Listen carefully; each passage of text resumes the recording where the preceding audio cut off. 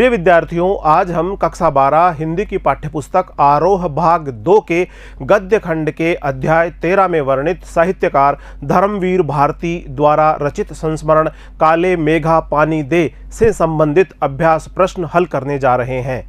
साहित्यकार धर्मवीर भारती जी के व्यक्तित्व के बारे में, इनके कृतित्व के बारे में हमने वीडियो भाग 1 में अच्छी तरह से पढ़ लिया है। वीडियो भाग 2 में हमने साहित्यकार धर्मवीर भारती जी द्वारा रचित संस्मरण काले मेघा पानी दे के बारे में बहुत अच्छी तरह से पढ़ लिया है, इसे आत्मसात कर लिया है। तो आइए आज हम काले मेघा पानी दे से संबंधित अभ्यास प्रश्न हल करें। पहला प्रश्न है, लोगों ने लड़कों की टोली को मेंढक मंडली नाम किस आधार पर दिया? मेंढक मंडली नाम किस आधार पर दिया? पहला प्रश्न का पहला भाग यह है। और यह टोली अपने आप को इंद्रसेना कहकर क्यों बुलाती थी? मेंढक मंडली का नाम इंद्रसेना भी था, तो ऐसा क्यों? गांव के कुछ लड़के नंगे बदन केवल कच्छा पहने या लंगोटी मात्र पहने मकानों के आगे जाया करते थे और लोग उनको पानी से तरबतर कर दिया करते थे। तब वे कीचड़ में लेटकर इंद्र देवता से पानी की गुहार लगाया करते थे। 10-12 वर्ष से लेकर 17-18 वर्ष तक के बालकों का यह झुंड घर घर के सामने जाया करता था और वहां पर पानी की गुहार लगाया करता था। तब वे कीचड़ में लेटकर इंद्र देवता से पानी की गुहार लगाते थे। काले मेघा पानी दे, घघरी फूटी बैल पियासा, पानी दे गुड़धानी दे, काले मेघा पानी दे। कुछ लोगों को इन लड़कों का यह सब कार्य अंधविश्वास लगता था। कुछ लोगों को इन लड़कों का यह सब कार्य अंधविश्वास, पाखंड तथा असभ्यतापूर्ण प्रतीत होता था। वे उनका स्वागत गालियों से करते थे। घृणावश उनको मेंढक मंडली कहते थे। लड़कों का यह दल वर्षा के देवता इंद्र से पानी बरसाने की गुहार लगाता था। लोगों का मानना था कि मेंढक मंडली पर पानी फेंकने से इंद्र देवता प्रसन्न होकर जल की वर्षा करते हैं। इस कारण इनको इंद्र सेना भी कहा जाता था। दूसरा प्रश्न है, जीजी ने इंद्र सेना पर पानी फेंके जाने को किस तरह सही ठहराया? जीजी ने इंद्र सेना पर पानी फेंके जाने को किस तरह सही ठहराया? जीजी ने लेखक को बताया कि हमें कुछ पाने के लिए कुछ त्याग करना पड़ता है, कुछ समर्पण करना पड़ता है, कुछ खोना पड़ता है। जीजी ने लेखक को बताया कि हमें कुछ पाने के लिए कुछ त्याग भी करना पड़ता है। किसान 30-40 मन गेहूं उगाने के लिए 5-6 किलो अच्छा गेहूं का बीज, 5-6 किलो अच्छी गुणवत्ता का गेहूं का बीज खेत में बो देता है। किसान 30-40 मन गेहूं उगाने के लिए 5-6 किलो अच्छा गेहूं बीज के रूप में खेत में बो देता है। इसी प्रकार इंद्र देवता से वर्षा का जल पाने के लिए थोड़ा सा पानी इंद्र सेना पर फेंकना एक प्रकार से पानी की बुआई करना ही है। जिस प्रकार 30-40 मन अनाज गेहूं प्राप्त करने के लिए किसान 5-6 किलो अच्छा गुणवत्ता वाला गेहूं बीज के रूप में खेत में बोता है, इसी प्रकार जीजी लेखक को समझाते हुए कहती है कि ठीक उसी प्रकार इंद्र सेना पर पानी की बौछार करना भी एक प्रकार से पानी की बुआई करना ही है। इसके बदले में इंद्र देवता वर्षा ऋतु में बादलों से झमाझम पानी बरसाते हैं। पानी दे गुड़धानी दे, मेघों से पानी के साथ साथ गुड़धानी की मांग क्यों की जा रही है? पानी दे गुड़धानी दे, पानी की मांग की जा रही है और साथ ही साथ गुड़धानी की भी मांग की जा रही है। ऐसा क्यों? इंद्रसेना के लड़के पुकारते हैं, काले मेघा पानी दे गुड़धानी दे। जल को जीवन कहा गया है। जब बादलों से पानी बरसेगा तो हम पृथ्वी पर रहने वाले सभी प्राणियों को जीवन मिलेगा, जीवन रूपी संजीवनी भी प्राप्त होगी जल के माध्यम से। पीने, नहाने धोने और फसलें उगाने के लिए पानी बहुत जरूरी है। गुड़धानी गुड़ तथा चने आदि से बना एक प्रकार का लड्डू है। गेहूं, गन्ना और चना खेत में उगाने के लिए वर्षा होना बहुत ज़रूरी है। जब वर्षा होगी, पानी बरसेगा, तभी खेत में गन्ना उत्पन्न होगा, गेहूं उत्पन्न होगा, चना उत्पन्न होगा और अन्य प्रकार की फसलें उत्पन्न होंगी। यदि वर्षा नहीं होगी तो चना और गन्ना भी नहीं उगेंगे। बिना गन्ने के गुड़ भी नहीं बनेगा और न बनेगी गुड़धानी। इसलिए गुड़धानी के लिए गुड़ भी चाहिए और चना अथवा गेहूं भी चाहिए। अतः लड़कों ने पानी दे गुड़धानी दे की पुकार लगाकर पानी के साथ में इंद्र राजा से गुड़धानी की भी मांग की है। गगरी फूटी बैल पियासा, इंद्रसेना के इस खेल गीत में बैलों के प्यासा रहने की बात क्यों मुखरित हुई है? इंद्रसेना के खेल गीत में मेघों के देवता इंद्र से प्रार्थना की जा रही है कि पानी के अभाव में बैल प्यासे मर रहे हैं। पानी के अभाव में समस्त जीव जंतु बहुत अधिक पीड़ा में है, प्यासे मर रहे हैं, सबके गले सूख रहे हैं। कुछ दशक पहले खेत जोतने, खेत बोने, खेत में सिंचाई के लिए पानी खींचने और खेती के अन्य काम करने के लिए बैलों का ही प्रयोग किया जाता था।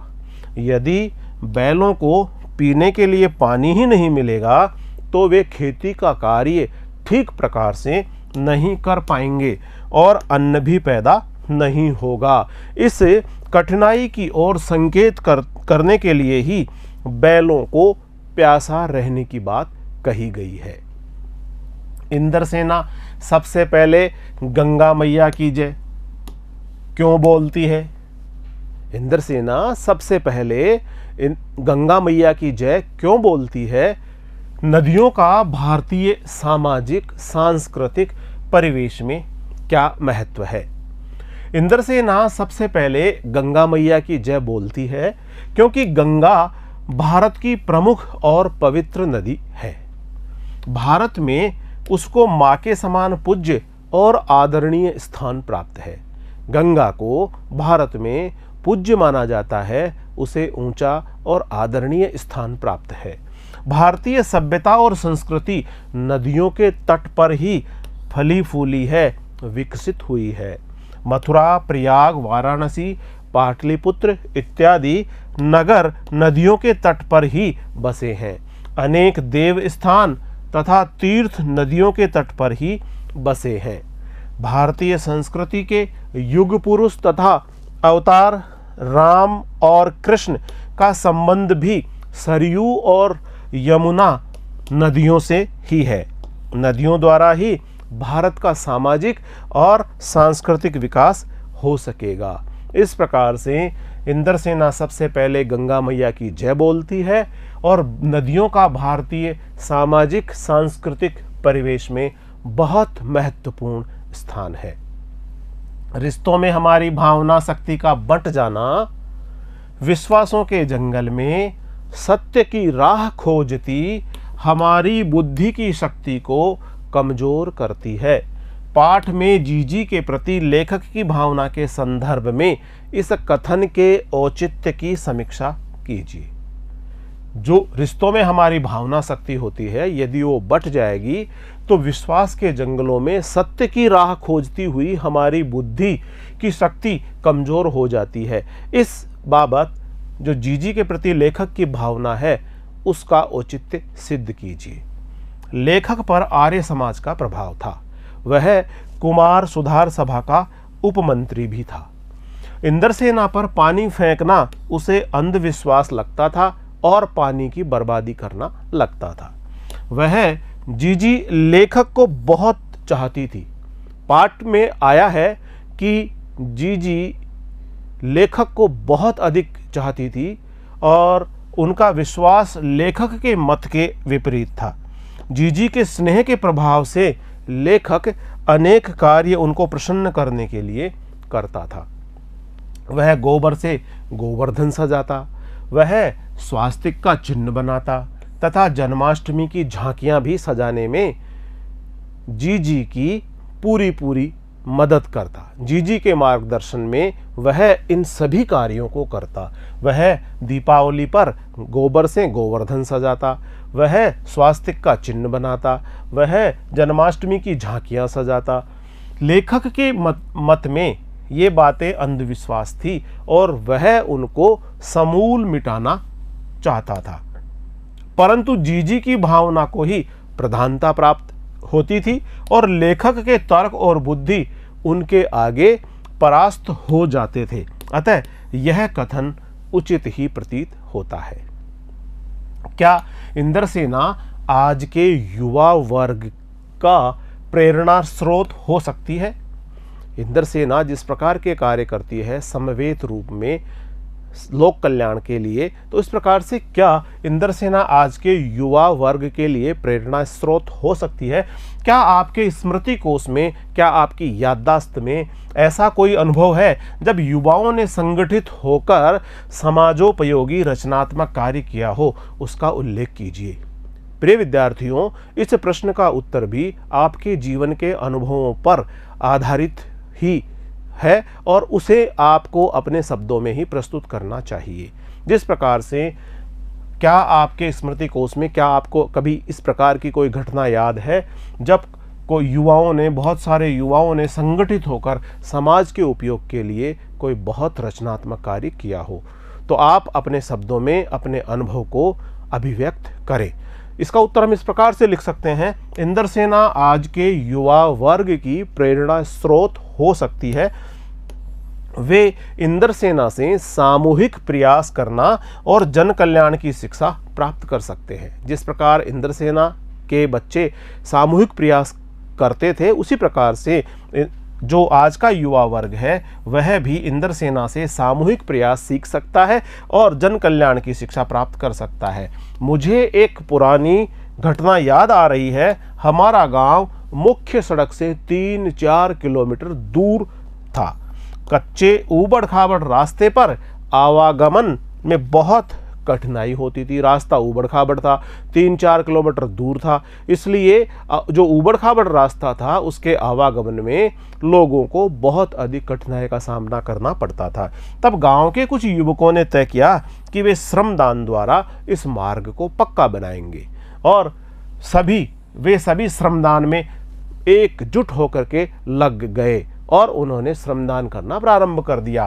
तो गांव के अन्य स्त्री पुरुषों का सहयोग भी उनको मिला। सारे गांव के स्त्री पुरुषों ने उन युवाओं का सहयोग किया और सभी ग्रामवासियों के सक्रिय सहयोग से 2 माह में ही यह मार्ग पक्का बन गया। इस प्रकार युवाओं द्वारा संगठित होकर समाजोपयोगी रचनात्मक कार्य करना समाज हित में है। तकनीकी विकास के दौर में भी भारत की अर्थव्यवस्था कृषि पर निर्भर है। कृषि समाज में चैत्र का महीना, बैसाख का महीना, सभी महीने बहुत महत्वपूर्ण हैं, पर आषाढ़ का चढ़ना उनमें उल्लास क्यों भर देता है? इस प्रश्न का उत्तर हम इस प्रकार से लिखेंगे, आज विज्ञान और तकनीकी का बहुत विकास हो चुका है और लगातार हो रहा है, परंतु भारत की अर्थव्यवस्था का आधार अब भी कृषि ही है। कृषक समाज में चैत्र का महीना, बैसाख का महीना ऐसे महीने होते हैं जब फसलें पक जाती है और इन पकी हुई फसलों को काटकर अनाज घरों में ले आया जाता है। परंतु आषाढ़ का माह वर्षा के प्रारंभ का महीना होता है। जैसा कि हम जानते हैं कि चैत्र और बैसाख के महीनों में फसलें पक जाती है और किसान अपनी पकी हुई फसलों को काटकर अपने घर ले आता है, लेकिन आषाढ़ का महीना प्रारंभ होते ही आकाश में बादल उमड़ने घुमड़ने लगते हैं और बादलों के उमड़ने घुमड़ने से झमाझम वर्षा होती है, जिससे झमाझम वर्षा से खेतों की प्यास बुझ जाती है तथा बुआई रोपाई होने लगती है। किसान आशा और उत्साह से भर जाते हैं। उसके खेतों में अब बुआई रोपाई का समय आ गया है। इंद्रदेव ने खूब सारी वर्षा कर दी है, धरती की जो प्यास थी वो मिट गई है। और इस तरह भरपूर फसल होने की आशा में, भरपूर फसल होने के उत्साह में, भरपूर फसल होने की उमंग में आषाढ़ प्रारंभ होते ही किसान उल्लास से भर जाता है। पाठ के संदर्भ में इसी पुस्तक में दी गई निराला की कविता बादल राग पर विचार कीजिए और बताइए कि आपके जीवन में बादलों की क्या भूमिका है। हमारी पाठ्य पुस्तक में हमने बादल राग, निराला द्वारा रचित रचना बादल राग हमने पढ़ा है। इस रचना पर विचार करते हुए ये प्रश्न पूछा जा रहा है कि आपके जीवन में बादलों की क्या भूमिका है। प्रिय विद्यार्थियों, इस प्रश्न में भी आपके जीवन के अनुभव को ही अपने शब्दों में प्रस्तुत करने के लिए आपसे कहा जा रहा है। इसलिए बादलों की आपके जीवन में क्या भूमिका है, इस बारे में आप अपने अनुभव अपने ही शब्दों में क्रमबद्ध और व्यवस्थित रूप से लिखने का प्रयास करें। इसका उत्तर हम इस प्रकार से लिख सकते हैं। निराला की कविता बादल राग में बादल का स्वरूप एक क्रांतिकारी जैसा चित्रित किया गया है, जो धरती को हरी भरी बनाकर समाज से शोषण, अन्याय और गरीबी को समाप्त करने की प्रेरणा हमें देता है। बादल की भूमिका का मेरे जीवन में महत्वपूर्ण स्थान है। जल वर्षण से, यानी जल की वर्षा होने से धरती पर नए जीवन का संचार होता है। सभी प्राणियों को जीवन प्राप्त होता है, सभी प्राणियों को गर्मी से मुक्ति मिलती है और राहत का अनुभव होता है। चारों ओर शीतलता के साथ साथ हरितिमा से भरा दृश्य अतीव सुखदायी लगता है। चारों तरफ शीतलता और हरा भरा हरियाली से भरा हुआ दृश्य बहुत ही मनोरम और रमणीय प्रतीत होता है। इस तरह बादलों की न केवल कृषकों के जीवन में अपितु सभी प्राणियों व जीव जंतुओं के जीवन में बहुत महत्वपूर्ण भूमिका होती है। बादलों के आने से जल वर्षा होती है, धरती को नया जीवन मिलता है, जीव जंतु अपने आप को बहुत ही सुखद स्थिति में पाते हैं। त्याग तो वह होता है और उसी का फल मिलता है। अपने जीवन के किसी प्रसंग से इस सूक्ति की सार्थकता समझाइए। जीवन में त्याग का बहुत महत्व होता है। आपने अपने जीवन के अनुभवों को भी कई बार इस तरीके से देखा है, परखा है। प्रिय विद्यार्थियों, आप भी इस प्रश्न का उत्तर अपने जीवन के अनुभवों के आधार पर अपने शब्दों में प्रस्तुत करने का प्रयास करें। इसका उत्तर हम इस प्रकार से लिख सकते हैं। जीजी का ये कथन उचित ही प्रतीत होता है कि त्याग सदा दूसरों के हितार्थ किया जाता है। त्याग दूसरों की भलाई के लिए किया जाता है, दूसरों के हित के लिए त्याग किया जाता है। त्याग का संबंध दान से है। त्याग करने का आशय है दान देना। इसमें स्वार्थ की अपेक्षा परमार्थ का भाव रहता है।